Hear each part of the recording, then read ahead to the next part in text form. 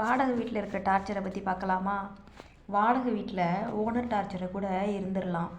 ஆனால் இந்த இன்சார்ஜ்னு அதே இடத்துல இன்னொரு குடும்பத்தை வச்சுருப்பானுங்க பாருங்கள், அவங்க இம்சையில் மட்டும் இருக்க முடியாது. ஏன்னு கேளுங்க, என்னமோ அவனுங்க சொந்த வீடு மாதிரியும் அதை பண்ணாத இதை பண்ணாதன்ட்டுக்கிட்டு நம்மளே ஏதாவது ஒரு செடி கிடி வச்சாலும் அதையும் வந்து பிடுங்கி போட்டுட்ருப்பானுங்க.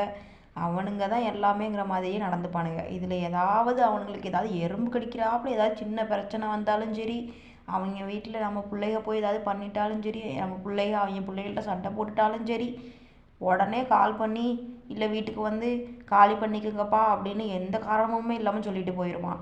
அவ்வளோ ஆத்திரம் வரும் பாருங்கள். இதில் நம்ம ஓனர் நம்பர் அத்தனை முறை கேட்டிருப்போம், அத்தனை முறையும் ஓனர் நம்பர் மட்டும் கொடுக்கவே மாட்டான். எத்தனை தடவை கேட்டாலும் பாருங்கள் கொடுக்கவே மாட்டானுங்க. இந்த மாதிரி ஜென்மத்தெல்லாம் என்ன செய்யலாம் சொல்லுங்கள்? இவனுங்கெல்லாம் என்ன ஜென்மம்னு எனக்கு தெரியலை. அப்படியே தலை வலிக்குதாங்கிற மூமெண்ட்டு தான். அந்த வீட்டில் இருக்கிற 24 மணி நேரமும் இவனுங்களை பற்றியே தான் ஓடிட்டுருக்கோம்.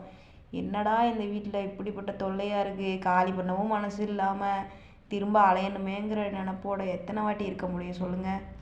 இந்த மாதிரி பிரச்சனை உங்கள் வீட்டில் இருக்காங்கிறத அதை சொல்லுங்கள். வாடகை வீட்டில் வாடகை கொடுத்தும் நிம்மதி இல்லாமல் இருக்க வேண்டியதாக இருக்குது.